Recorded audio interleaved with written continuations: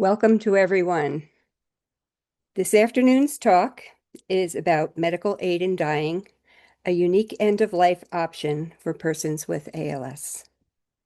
I'm Marianne Mertz. I am your moderator for this afternoon. I'm a nurse as part of the Care Services Department at ALS United, Greater New York. Before I introduce our speakers, I'll remind you that you can place your questions into the Q&A box at the bottom of your screen, and they will be addressed. So I'm pleased to be able to introduce to you today Dr. Robin Plumer is the founder and president of Compassionate Endings NJ, committed to sharing information about MAiD as an avid educator and advocate. She has worked with hundreds of people at end of life and is highly experienced as a MAiD practitioner in New Jersey. Dr. Jeremy Boal is an internist and geriatrician whose esteemed career in New York's Northwell and Mount Sinai health systems focused on caring for people at home in late stages of illness. He has the unique perspective as being a physician and also a person who has ALS himself. Thank you and welcome, Dr. Plumer and Dr. Boal. Thank you so much, Marianne. And I want to just express my gratitude to you and everybody at ALS United Greater New York for inviting myself and Dr. Plumer to spend a little bit of time with our audience today. I'm just going to offer a few introductory comments and then turn it over to Dr. Plumer to get into the heart of the matter. So, as Marianne mentioned, I'm a geriatrician and I'm an internist. And I spent the whole first part of my career at Mount Sinai starting, co-founding, and then running a program for people in home with late stage and serious illnesses. And I cared for many, many people with all sorts of late stage illnesses, including ALS. I then went on to a number of administrative roles. And then in November of 2023, I stepped down from my penultimate role as Chief Clinical Officer for the Mount Sinai Health System when I was diagnosed with ALS myself. Um, and one of the things I wanted to share is that, when I got the diagnosis, and I suspect this is true for many people, it kind of from most of us, it comes out of the blue. And in my case, I was completely healthy as far as I knew. My parents are still alive, no family history and the like. And it was such a shock to my system. Again, having cared for many people, through very advanced stages of ALS. I went into a very profound depression.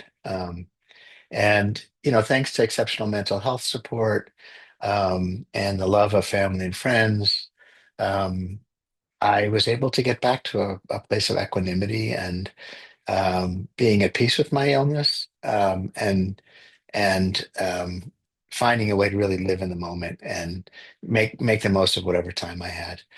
But the biggest factor of all in making that transition from fear and dread about the future to, being more at peace and comfortable in the present moment was an awareness that should uh, I reach the point where my suffering becomes intolerable, that I would be able to access something called medical aid in dying. And at the time, it was not legal in New York State, where I'm a resident. But I have the connections, I have the resources to be able to potentially establish residency in New Jersey, and receive medical aid in dying there, or go to a state where there's no residency requirement, like Vermont. And that gave me such a sense of liberation and peace, that that's something that I wanted for all New Yorkers facing serious illness. Um, and so I got very involved in advocacy work along with many, many other people who helped get the medical aid and dying bill over the line in New York State. So here in New York, the governor has signed the bill, and we're in a 6-month period, get ready period. And in early August, we will go live, and medical aid and dying will be available to people with advanced illness here in New York for the 20 million people that live in New York who might be experiencing a serious illness like ALS. So that's how I came to become a strong advocate for medical aid and dying. That's how I've benefited from it as somebody living with ALS. I get asked all the time, by people, when will you choose medical aid in dying in the course of your illness? And my answer is, I don't know if I ever will. I have an exceptional quality of life. I'm adapting as things move along. And so it's an unknown for me. But what is known is just knowing that it's available, should I feel like I need it, is incredibly therapeutic for me. And I think for many people living with serious illness. And so with that, I'm going to turn things over to Dr. Plumer. I'll be monitoring the Q&A questions that come in. And if there's something that is very timely, I might interrupt Dr. Plumer and suggest we address it in the moment. Otherwise, I'll be curating the questions as they come in. So when Dr. Plumer finishes, we'll be able to go through all those and answer, as many questions as we can, until the time is up. So with that, I'll turn it over to Dr. Plumer. Okay. Hello. So yes, my name is Robin Plumer, and I am a physician in New Jersey. And just to give you a little bit more background, I was actually an emergency doctor for most of my career, 30 plus years. And then I sort of transitioned over and started to work in hospice palliative care. And when New Jersey passed the law for medical aid in dying in 2019, I kind of started to think maybe it was a good mashup for what I had done previously in my career, um, combining kind of emergency medicine with hospice palliative care.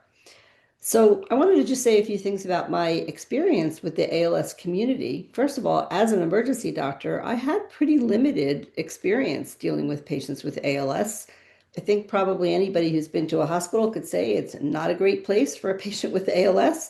And if I saw someone, it was usually because there was some kind of respiratory emergency.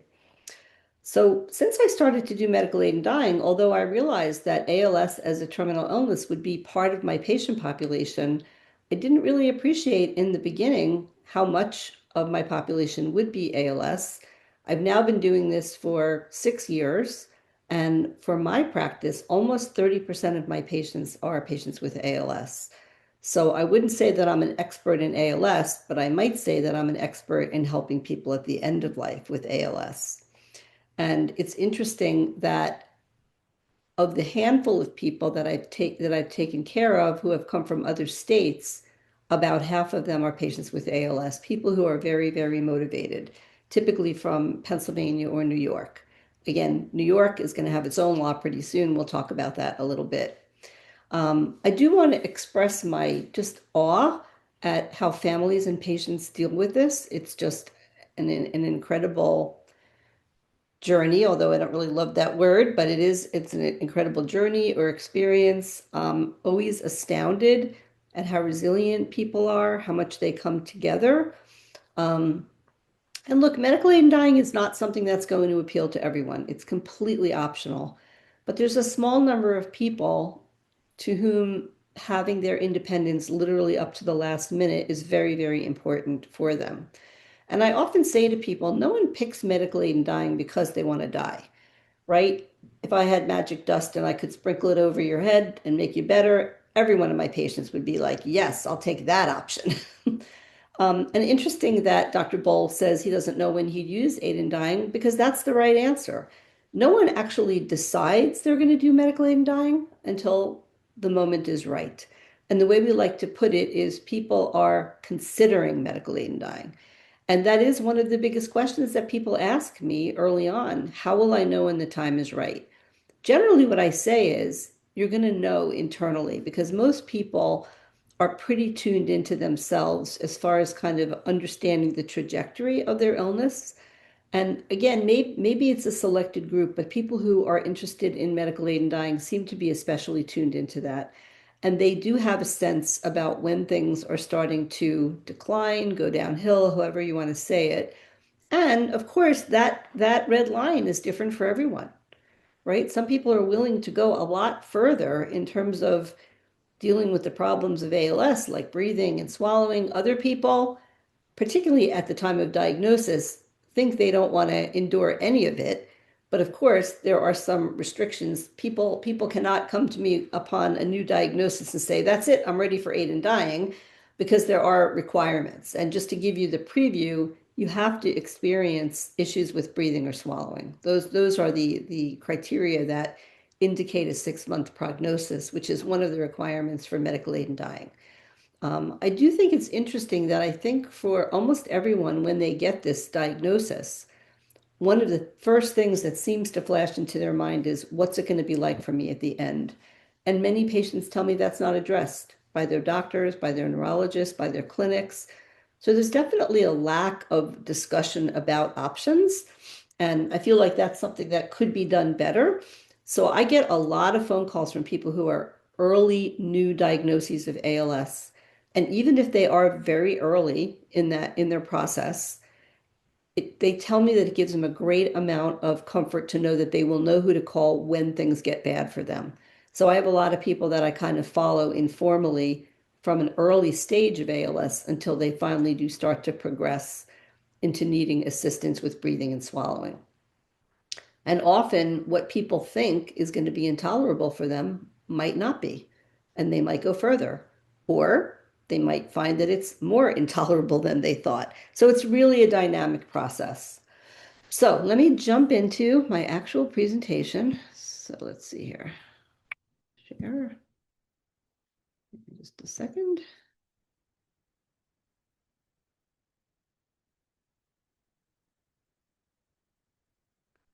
Okay. Continue to share. Okay.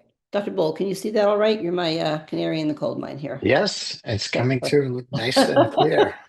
Okay.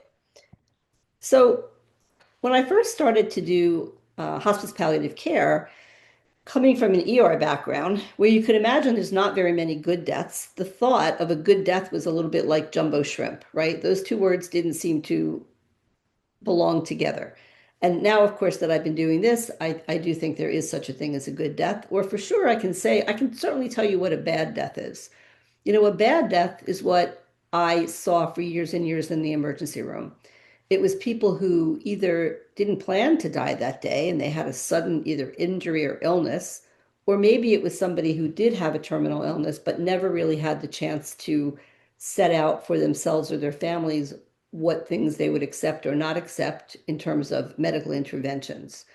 So if you ask this question to people when they're pretty well, which is the better time to discuss it, first thing people say is, I want to die in my sleep, which is understandable. The next thing they say, for the most part, is they don't want to die at home, or at least not in an institutional setting. Almost everybody wants to have their family with them. And again, thinking back to the COVID days when people were stuck in hospitals and couldn't even see their families, I mean, how awful that was, right? Really important thing is having the opportunity to say goodbye, right? And that was one of the things I remember specifically from my ER days, is that people were ripped away from their families without ever having that last chance to say goodbye. I love you. I'm sorry, the important things. So that's a huge thing, to have a chance to tie up those loose ends. Of course, nobody wants to be in pain, and of course, everyone wants to be treated with dignity and respect. And for the most part, that's actually what medical aid in dying does allow. All of these things do happen. The sleep is not a natural sleep, but we can put people to sleep. So what actually is medical aid in dying? I just have to move my thing here. Okay. Okay, it is a medical practice which enables a terminally ill, mentally capable adult with a prognosis of 6 months or less to request a prescription from a physician for medication they can decide to self-ingest to allow them to die peacefully in their sleep. All of these things are important, particularly the highlighted part. And so being able to speak for yourself and be capable of making your own decisions is important. I think that's one of the reasons I see a lot of ALS patients. It's one of the few diseases where people have such a progression of physical symptoms, but they retain their ability to think and decide for themselves. The prognosis of 6 months is sometimes the tricky part, because people can lose their limb function, but without impingement of their breathing and swallowing, they actually don't have a prognosis of less than 6 months. I know that seems kind of cruel, but for people who cannot move their arms and legs, if they can still be fed and they can still breathe, that's essentially quadriplegia. Many people live for a long time with quadriplegia. And just to jump ahead a little bit, the medication is a liquid. People think it's the pill. It's the kill pill, and it's not the kill pill. It's a liquid that has to be self-ingested. And the word self-ingest is important because what it indicates is it can't be something that's given intravenously. And just to be specific, if another person gives someone medication, like an intravenous drip, which is what happens, for example, in Switzerland or the Netherlands, technically that's euthanasia. It's the self-ingestion part that makes this medical aid in dying. So why do people choose aid in dying?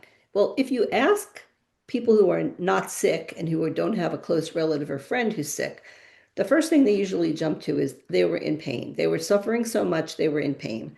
Suffering, of course, can be a lot of things. It's not always physical pain, but if it is physical pain, generally hospice is pretty darn good at controlling pain. That's not generally the reason people choose aid in dying.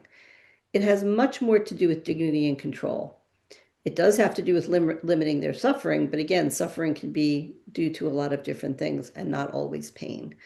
I sometimes think that the way it seems to people is that a disease comes in and takes away all their control from them, and they're kind of going down the pathway of all the things that happen to them.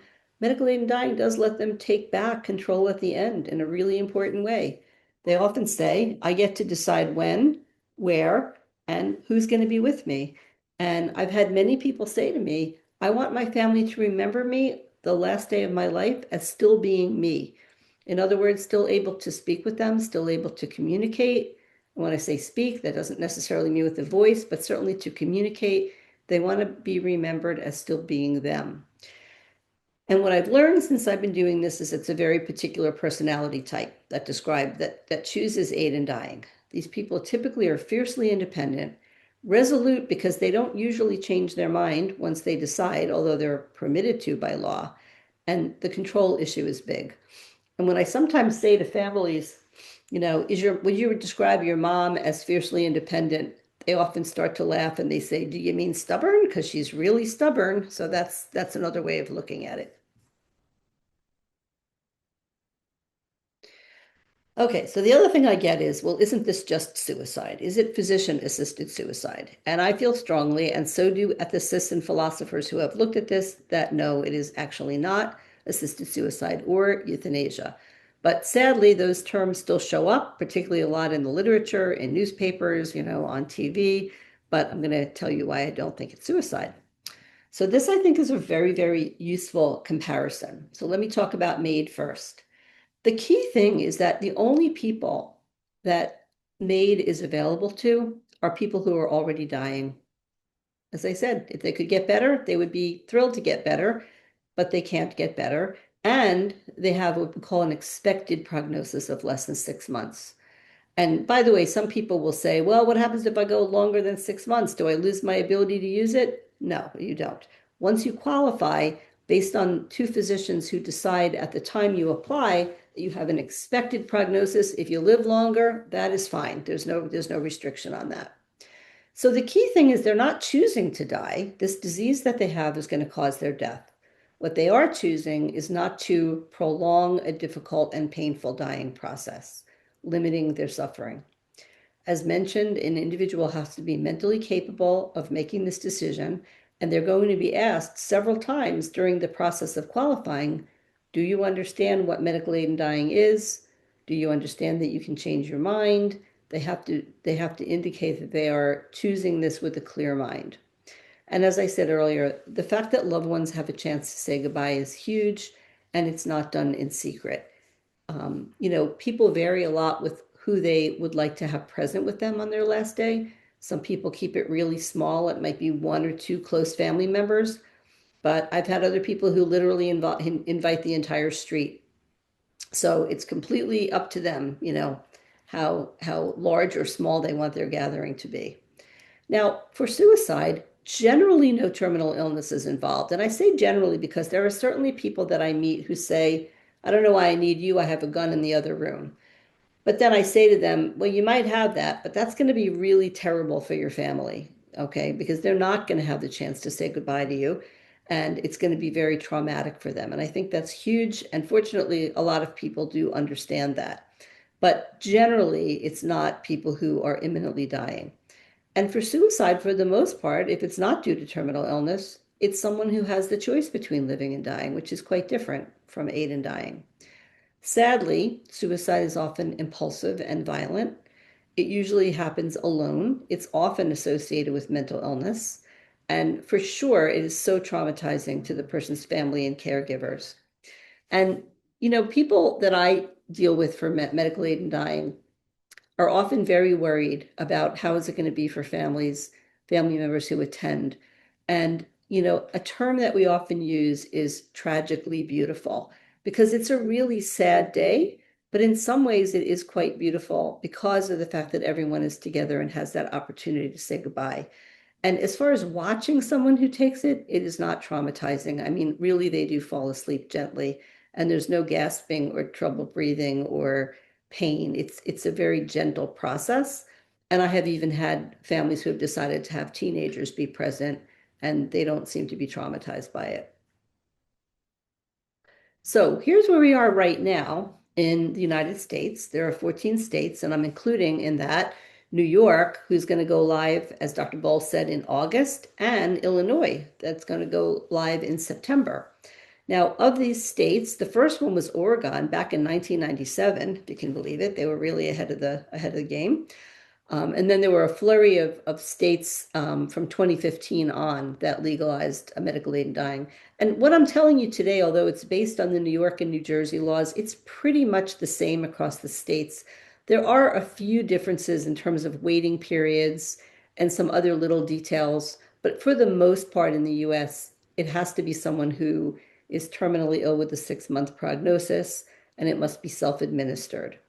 There are 2 states that don't have residency requirements, and those are Vermont and Oregon.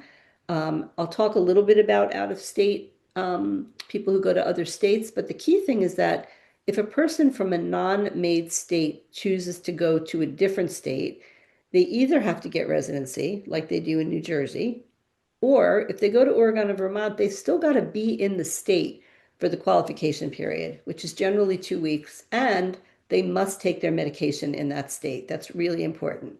So you can't go to Oregon, get your medicine, and go back to Arizona and take it. That's not an option. And this is just a little visual depiction of who's got medical aid in dying.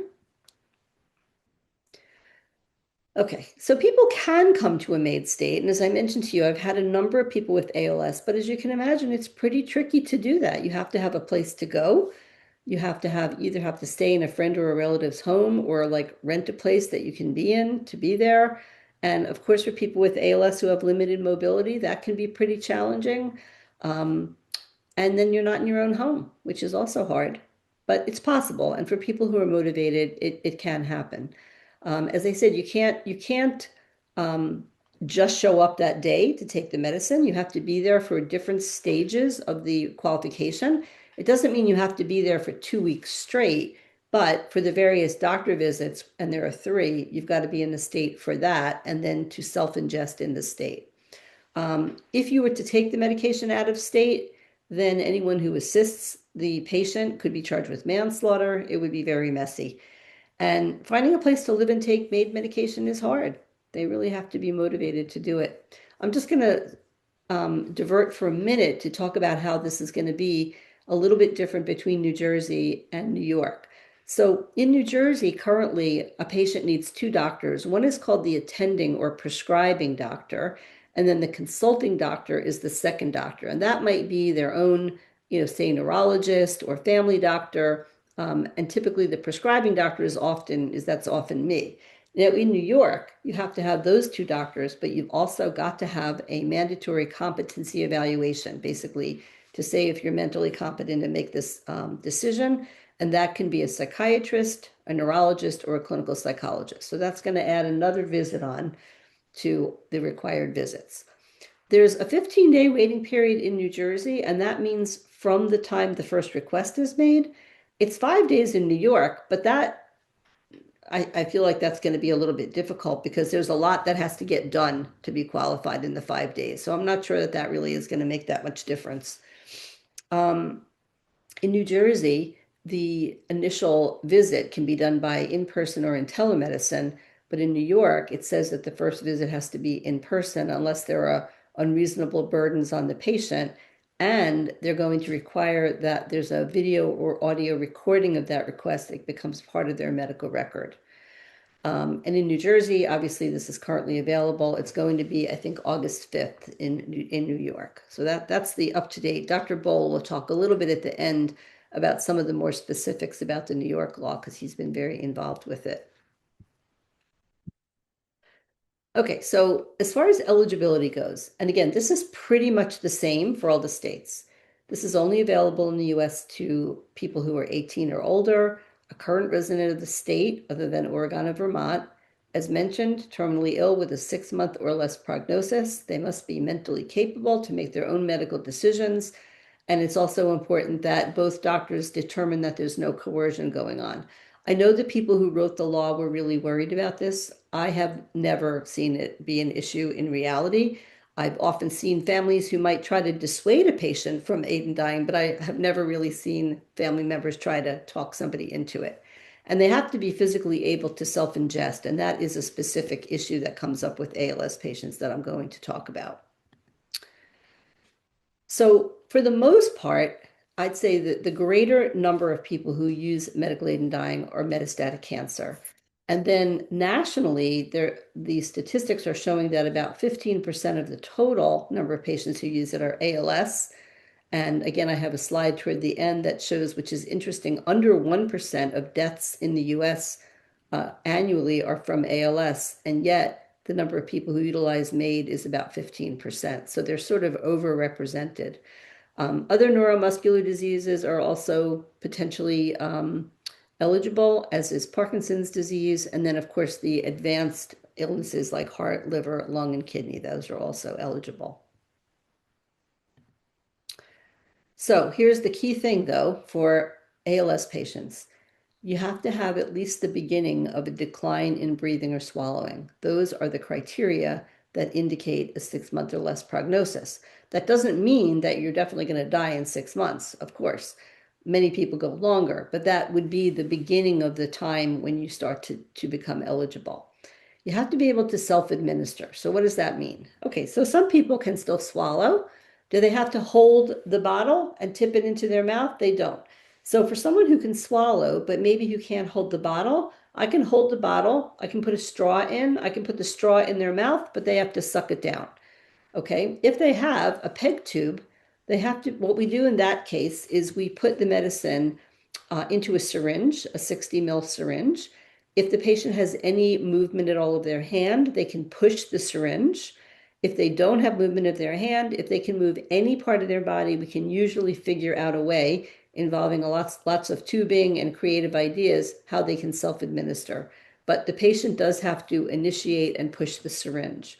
For people who don't have a peg tube and who can't swallow or can't swallow reliably, there's a way of giving it rectally, which basically is the same thing as the peg as far as the medicine goes into a syringe and they have to push the syringe to administer the medicine. Robin, can we stay on that just for a minute? Sure. Mhm. Because a couple of questions have come in. I think you've answered them, but I just want to make sure Mhm. we're all on the same page. So one of the questions that came in was, if your hands don't work, are you ineligible? And as I understand from your answer, as long as you can sip or suck a straw, that kind of thing, it's perfectly fine for somebody else to prepare the meds and Mhm. the bottle and bring it over to you. Correct. Likewise, if it's going to be through a feeding tube or a rectal tube, if you can move some part of your body, it's Mhm. likely that you'll still be able to avail yourself of this. Correct. And then there was another question. Again, I think it's asked and answered, but somebody said, currently I bring my husband his meds daily because of his mobility challenge. Does the law allow for that? And again, I think your answer really helped clarify that it's perfectly fine for somebody to prepare the meds and bring them to the patient as long as they initiate the action of the actual intake of the med. Right. Some people think they actually have to go to the pharmacy and pick up the medicine and mix it. And no, they don't have to do any of that. But they have to be able to drink it or otherwise self-administer. And I do want to say we have a really creative bunch of docs and nurses across the United States who have come up with some pretty creative ways for people to self-administer. I've heard of people, for example, if they could move their head and neck using extension tubing from a peg tube, putting the syringe right here and pushing the syringe to push the phalange in. I've heard of things where I heard of a couple of cases where people could open and close their mouth and they had the medicine in a bag with tubing. They put the tubing in their mouth, and when they opened their teeth, that allowed the flow of the medicine. So again, it has to do with the intention of starting and then allowing the flow of the medication. So some pretty good Rube Goldberg things have been created for that. So are we good, Jeremy? And have any other questions right now? That's it. We're doing great. Okay, cool. Okay, so now again, these are the steps in New Jersey, but they're very similar across the states. So the patient has to make two, and by the way, the law says a verbal request, but let's talk about that. So verbal doesn't necessarily have to mean using your voice, okay? So I have people with ALS who use text to talk or Tobii eye gaze. Some of the questions they can nod. I have to be sure that when I'm speaking to the patient that I have good eye contact and that I know that they understand what we're talking about, but it doesn't have to be verbal using a voice. If someone can write, that's fine as well. And again, a lot of the questions are yes, no questions. They might be able to do thumbs up or nod. But for example, one of the questions I always ask is, after we have our discussion, can you explain back to me your understanding of what is medical aid in dying? And I mean, I had one patient who needed to take an overnight time to slowly type out his answer and sent it to me the next day, and that's fine too. So we can make some accommodations as long as we're really sure the patient is initiating that on their own. And by the way, that would be true for someone of another who speaks another language too. You have to have a good translator, right? And make sure that the patient can speak for themselves. The 15 days does vary by state. In California, for example, it can be as short as 48 hours, but it rarely is because there's other steps that have to be completed and it's hard to get them all done too quickly. So some states are 15 days, some are 5, some are 2. And in Oregon, I believe it is, they have a waiver where if a doctor doesn't think a patient can make it through the 15 days, they can request a waiver to shorten that. And there is actually an amendment to the New Jersey law that's right now in the legislature that I'm highly interested in and would be a great improvement to our law, which would allow for a doctor to apply for a waiver if a patient is too sick to get through the 15 days. Now, the prescribing or attending doctor kind of runs the show as far as coordinating all the steps and ultimately writing the prescription. The second doctor, called the consulting doctor, is the doctor who also has to confirm terminal diagnosis, patient's mental competency, and prognosis. There's generally a written request. Again, that can be difficult for some patients with ALS, but really, if they can make any kind of mark on the page, that's generally sufficient. We haven't really had anyone who couldn't complete it, even if they couldn't write. There's a medical record review by the physician, of course, to confirm, that they really have this diagnosis and prognosis. And at the end of that time, then the MAiD prescription is issued. So just to give you kind of a So visual. I apologize for interrupting. Go We ahead. got a couple of interesting questions. Mhm. One is in New York, would we need to wait until August, or can the request be made before the go live date? I believe you have Um, to wait until it's legal, till you can yeah, start. that's my understanding as well. Yeah. Yeah, and the other thing I just wanted to raise, Mhm. going back to the last slide, in terms of the request is, for many people with ALS, I I certainly can appreciate a concern that, I use eye gaze, somebody uses eye gaze to communicate. How can that be videotaped, or how can there be an audio tape of my request? We're still waiting for more guidance from the Department of Health in New York, but our general sense is that the Department of Health is going to, have a pretty broad interpretation of what can be included in the audio or video recording. So, I wouldn't take this to the bank yet, but I'm pretty confident that if somebody is able to film, the request, through the on the eye gaze screen, as an example, that should be more than adequate. So, um, Excuse me. So we're working through it. You know, this is a new requirement. No other state has the requirement for audio and video recording, but I do think we're going to have some practical solutions by the time we get to go live. Okay, so this is just kind of a flow chart, right? So the attending, or otherwise known as prescribing, physician takes the patient's first verbal request, and that's generally done after determining likely eligibility. So that's sort of a preliminary request pending review of records and making sure that someone's fully eligible. In other words, if I spoke with the patient and I thought that they were eligible and it turned out they weren't, then it just means that nothing happens with that request. I would just have to say, sorry, you're not ready yet. That rarely happens in truth.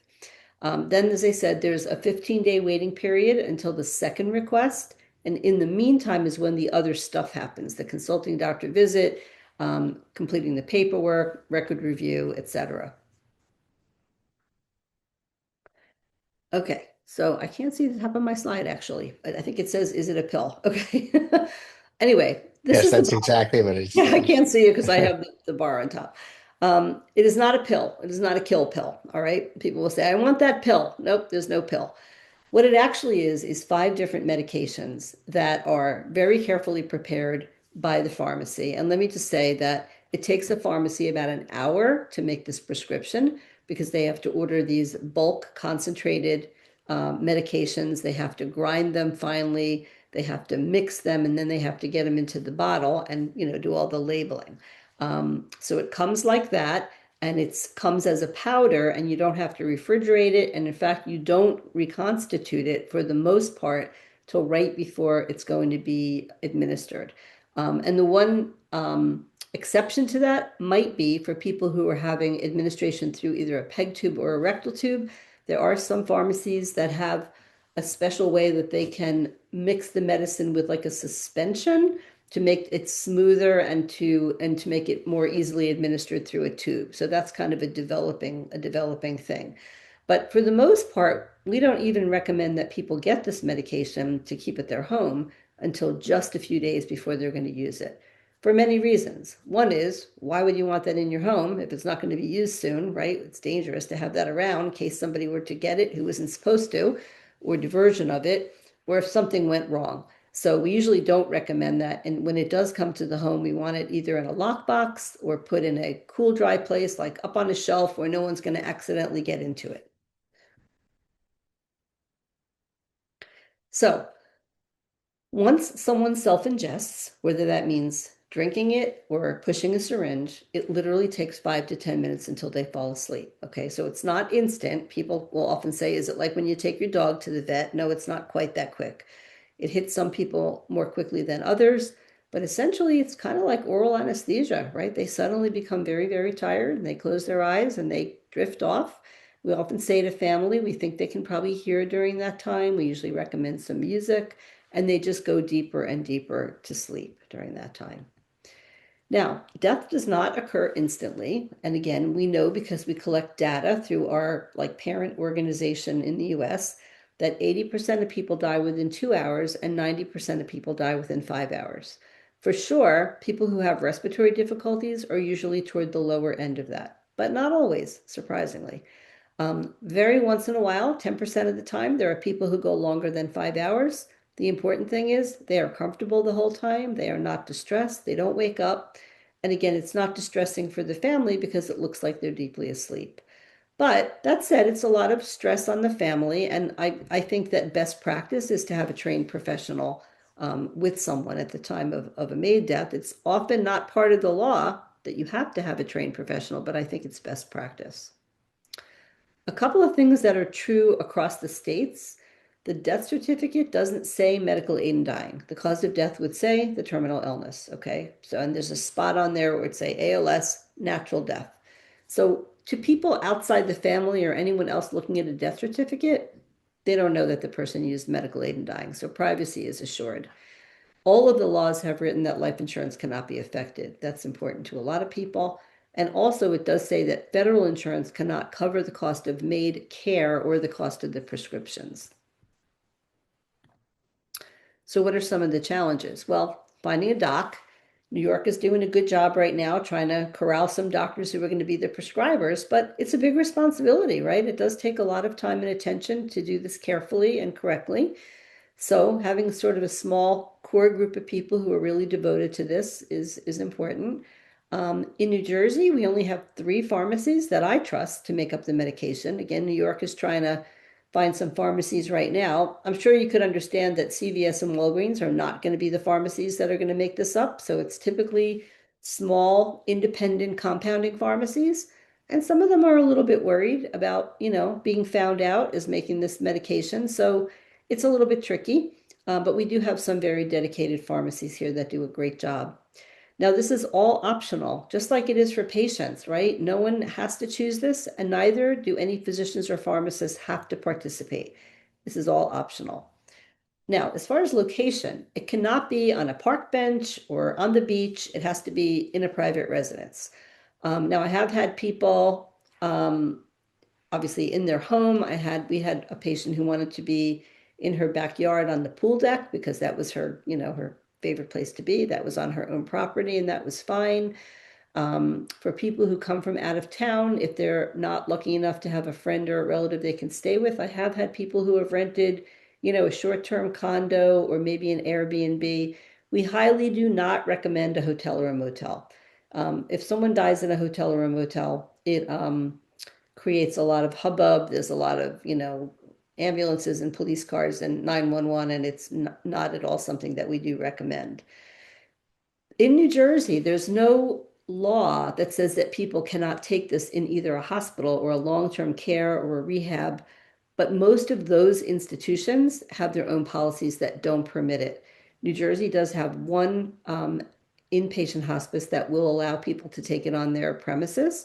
Typically, people who live in assisted living, if it's the kind of situation where they can close their door and lock it, so it's their private apartment, they can take it there. Of course, independent living, they can take it. But if it's a nursing home where, the nursing home staff has the ability to just walk in, you're kind of bound by their own, by their rules, and we wouldn't recommend it there. And I assume it's going to be the same in New York. Now, we always recommend that people enroll with hospice, and hospice works kind of parallel to us. I am trained as a hospice doctor. I'm partly working as a hospice doctor because I do palliative care along the way, as I'm working with my patients, whether it's for 2 weeks or for months, because I have some people that have been my patients for months. But we always recommend that they should have hospice on board, and hospice does hospice things. In New Jersey, none of the hospices are willing to be prescribing, and they don't want to be terribly involved with aid in dying. It's a little different in some of the other states, particularly in Washington and in New Mexico. There are some hospices that participate in medical aid in dying, but I think it's something that takes a long time in each state. I will say in New Jersey, there are some hospices that are particularly supportive. There are some that are more obstructive, and it remains to be seen what's going to happen in New York. So it's an evolving landscape.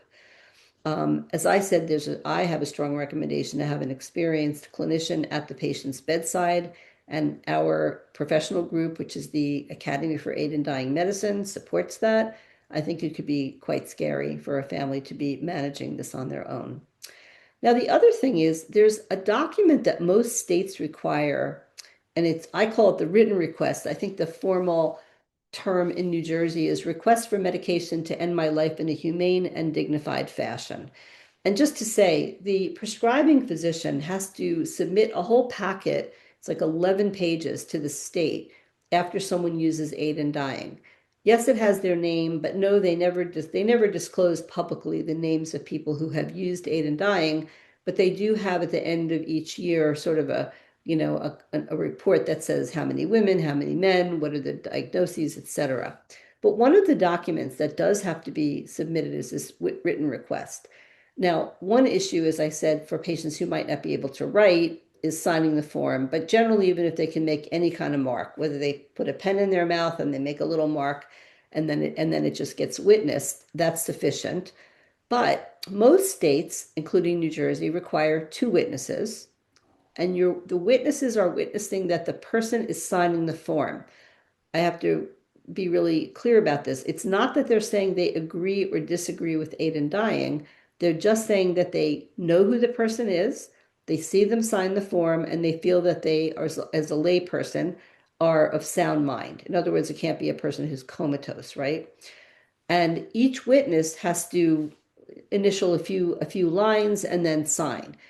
But a lot of families want to keep this really private, so it can be very hard for them to find a witness. A lot of times, hospices or long-term care facilities don't want their staff to participate in any way. In fact, it was interesting. I had a patient recently who um, he had some issues with where he lived, and I met him at a library actually to do his paperwork, and we wanted to get his witnesses done. And I went to the librarian to ask the librarian if she could sign as a witness, and they got a little bit up in arms and said we can't sign anything, but we do have a notary public. And that librarian, who was the notary public, was happy to sign, and in fact said, "Oh, I'm so in favor of this law." So that was actually fortuitous that we found someone. But I also want to say there's a thing called a mobile notary, which I had never heard of till a few years ago. These are people that will come to your home and be a notary.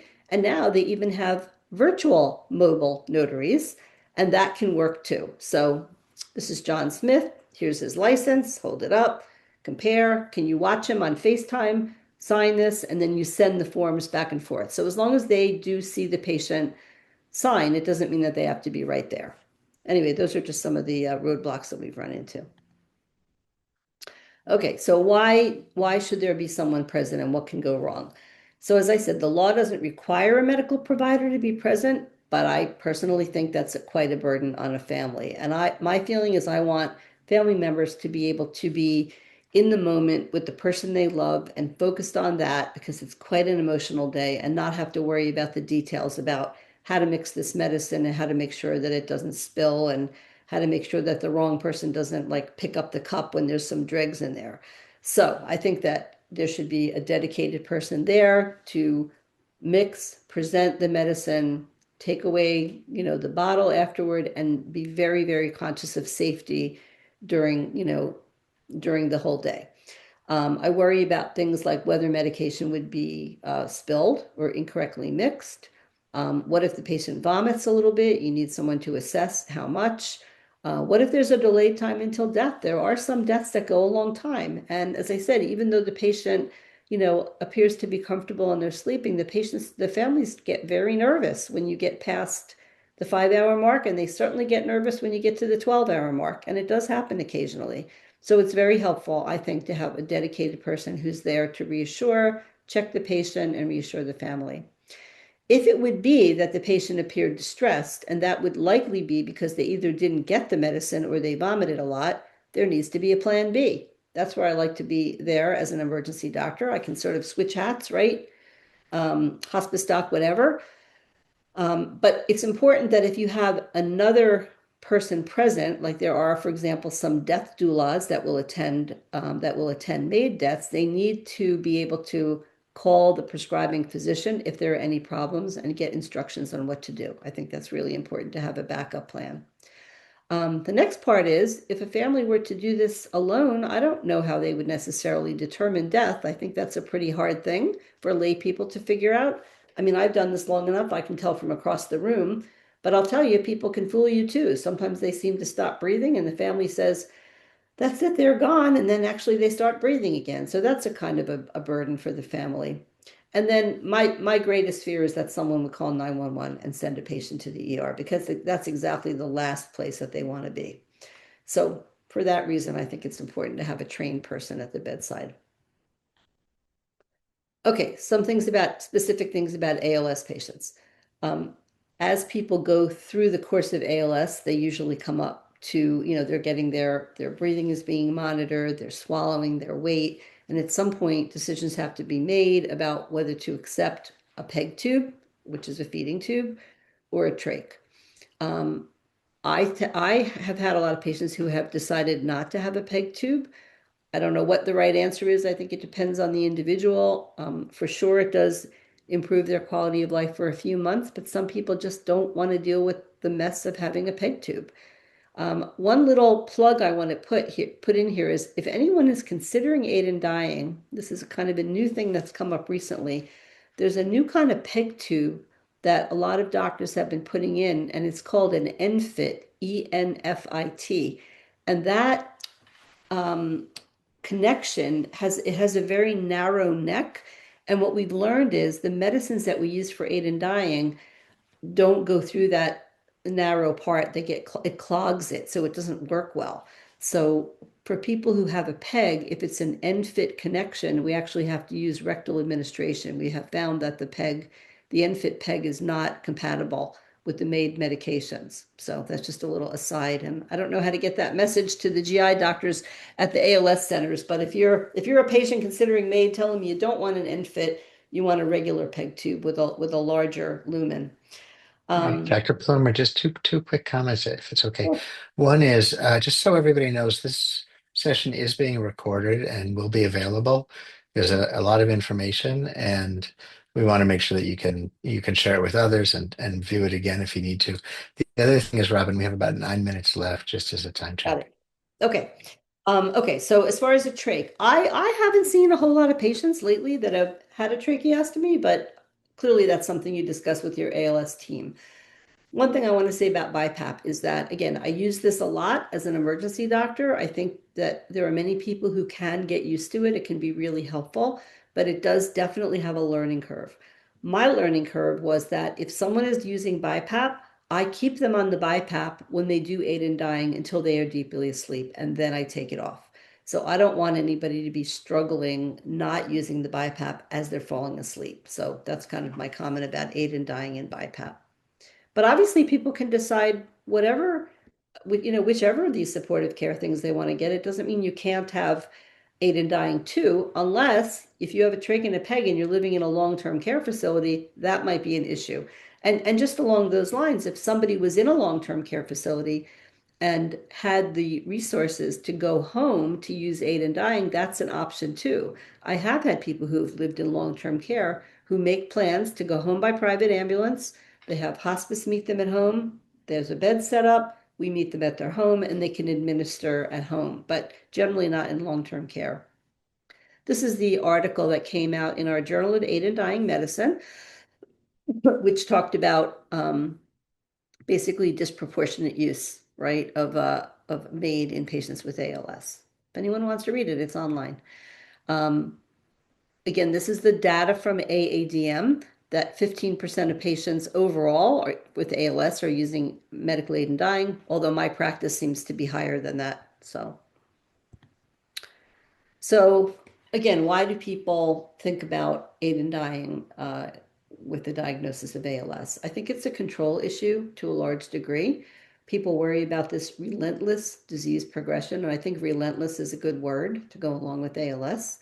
There's a great fear of choking or suffocating, right? That would sort of be a terrible way to die, and that doesn't happen with aid in dying.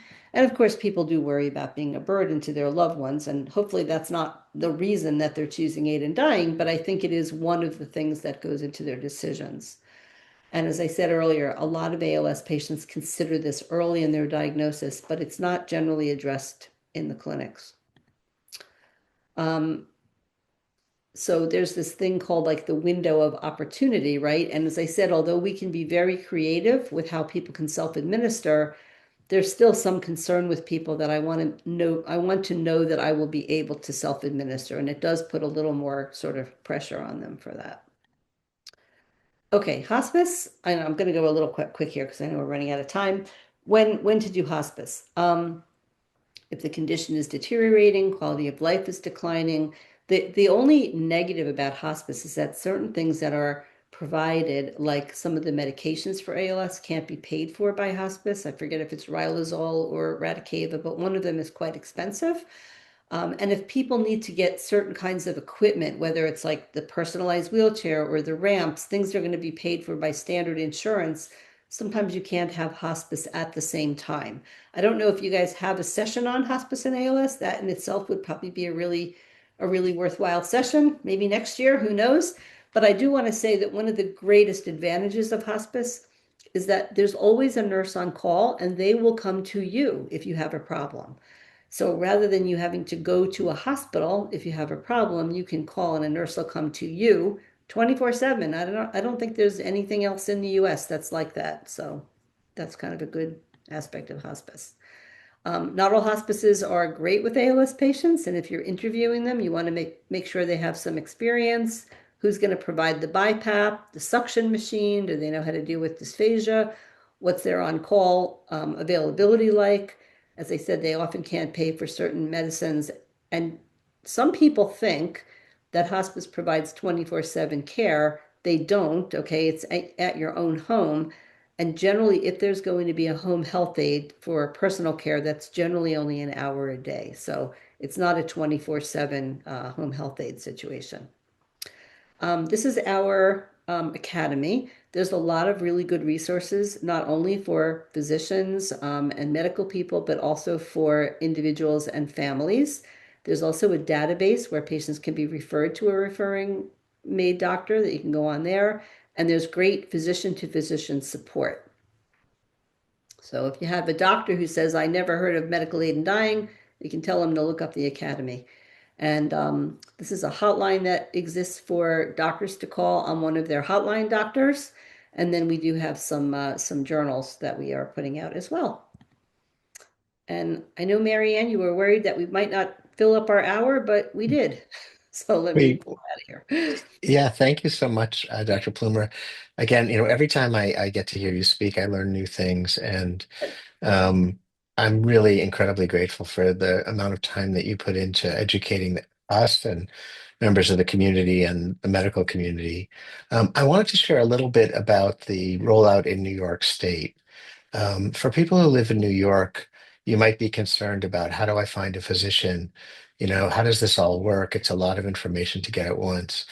What I want everybody to know is that there will be some one-stop shopping sources for information and support. And just as Dr. Plumer said, the ability to find uh, clinicians in your area who are willing to participate. One example of that is End of Life Choices New York. So if you were to Google End of Life Choices New York, you'd go to their website, and they'll have basically a clearinghouse of information about medical aid and dying in New York State. And ultimately, there will be a registry of clinicians that are available. The other thing that I think is important to know in New York, and I think it applies elsewhere, is that as Dr. Plumer said, the first visit is expected to be in person. But if there is an undue burden on the patient, the clinician can document that and make it a televisit. And the other two visits, the consulting physician and the competency evaluation, can both be done through telemedicine.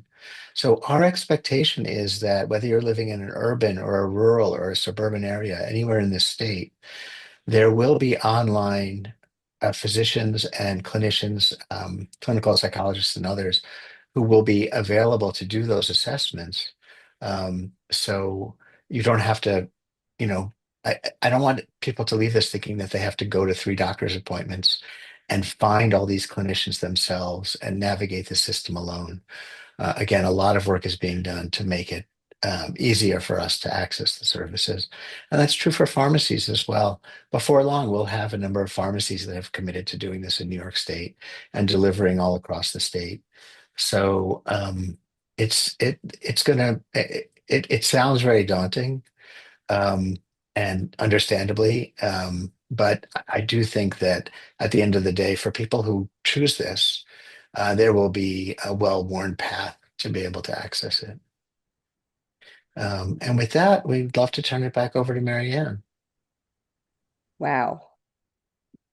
Thank you so much, Dr. Plumer, Dr. Boal. I think you gave so much clarity to a process for which there's some misunderstanding and lots of questions. And we can't thank you enough for your time and what you're doing on an everyday basis. So thank you for being with us once again. There were a lot of comments in the Q&A that thank you for an incredible presentation. And and we're grateful to work with you. And thank you sincerely. It's an honor to be a part of this. Great. Thank you. The next presentation is at 2:30. It's about ALS meditation, mindfulness, and chair yoga. So we hope you'll tune into that as well. Thank you.